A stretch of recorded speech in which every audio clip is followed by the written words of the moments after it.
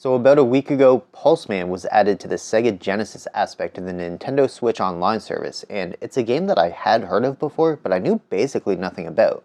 So I decided to give it a shot, and to my surprise, the game has some extreme highs and also some extreme lows. So let's go over them and see where the game should be in your backlog. A quick disclaimer though, I feel like this game has an insane amount of flashing lights. I'm going to do my best to avoid using too much of that kind of footage, but if it's triggering for you in any way, then feel free to skip the video. If not, then let's get right into it. First up, the highs. And well, there's a good amount of them, especially considering I didn't grow up a Genesis kid.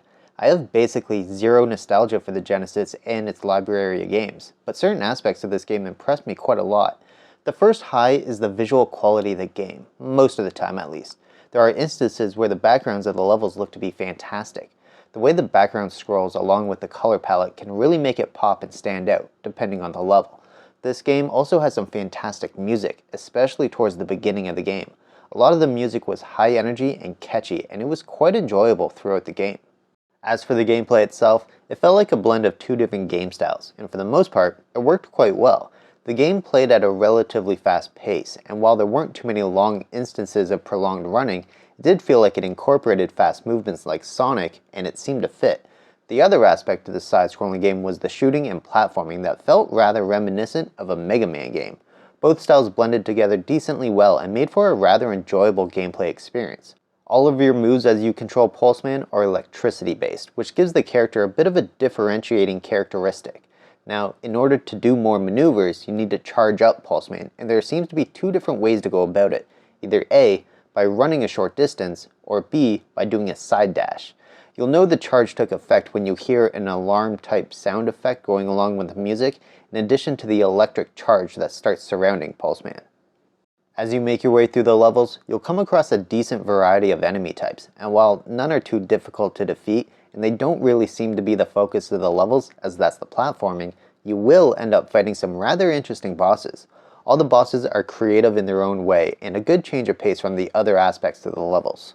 Now, playing Pulseman on the Sega Genesis aspect of the Nintendo Switch Online service meant the ability to play the game with some modern features. First up, I played this using the Switch Pro controller, and I had no issues with it. As someone who didn't play a lot of Genesis growing up, I don't really have any nostalgia for the Genesis controller, and I also don't have the wireless Genesis controller for the Switch, but using the Pro controller felt perfectly normal to me. Second is save states, and I know a lot of retro gamers might say using modern features takes away from the experience of these older games, but I personally have no issues with it. Third is the rewind feature, and just like the save states, this is a feature that I have no issue with. And in fact, I used it during my playthrough, and I'll explain why when I go over my lows shortly. The game as a whole has a lot of highs, from the music and visual style in certain levels to the gameplay ideas and interesting bosses. There's a lot to enjoy in this roughly 2-hour game, but while I experienced a lot of good with the game, it also frustrated me to an extreme amount at certain times, starting with the other aspect to the visuals. While some backgrounds are clean and crisp with a ton of detail, some levels have way too much flashing lights. Not only is it extremely distracting and makes it difficult to see, especially if you have some colorblind issues, but it's really unpleasant to look at.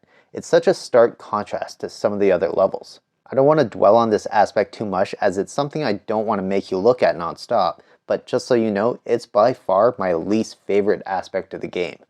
Another thing they managed to do was take the great music and have it be intertwined with this alarm sound effect to signify that Pulseman is holding a charge, and while nowhere near as distracting as the visual issues, it's a frustrating sound effect that takes away from a good thing. As for the gameplay, I have no issues with the concept of the game, but some of the execution is a little flawed, with some aspects like the dash not being super reliable, to gaining speed by running that abruptly ends, or needing to do leaps of faith during platforming.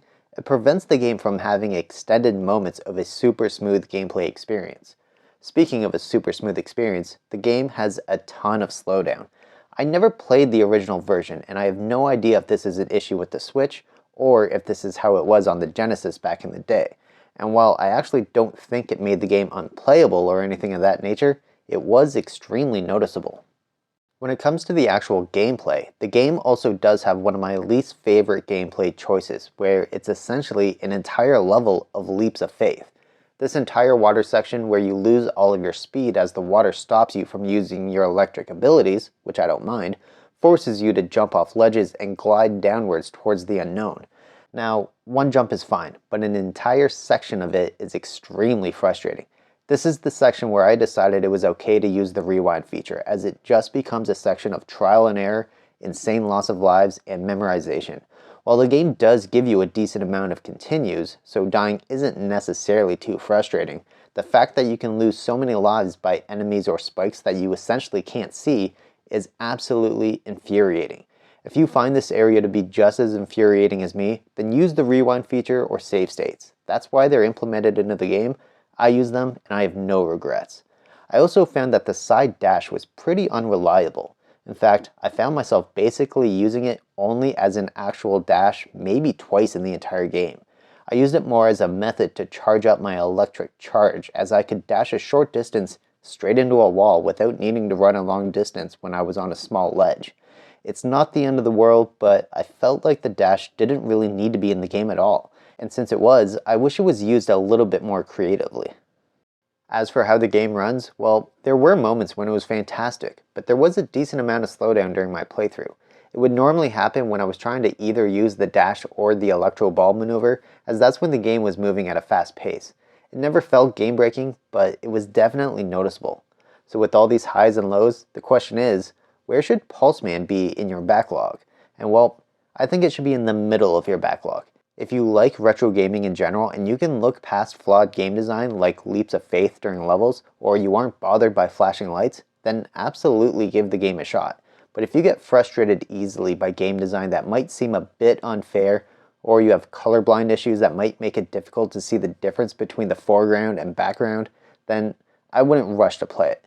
It's on the Switch Online service, it's not going anywhere, you're not missing anything by waiting 4, 5, 6 months to play this. And there we have it, where I think Pulseman should be in your backlog. Let me know down below if you plan on giving the game a try, or what you think of the game if you already have. If you're new here, don't forget to subscribe if you haven't already, and be sure to hit the thumbs up if you enjoyed the video. It really helps other people find the channel. If you want to see where another NSO game should be in your backlog, then be sure to check out this video right here.